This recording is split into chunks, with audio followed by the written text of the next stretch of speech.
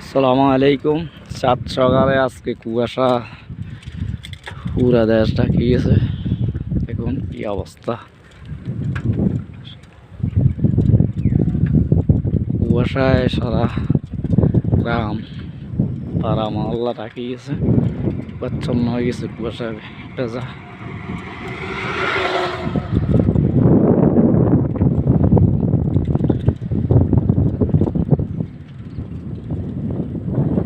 সূর্য দেখা যাচ্ছে না, দেখেন আলো আলো কমে গেছে।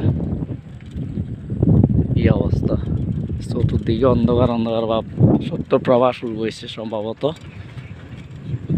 কুয়াশা ধানের ভিজে কি অবস্থা হয়েছে।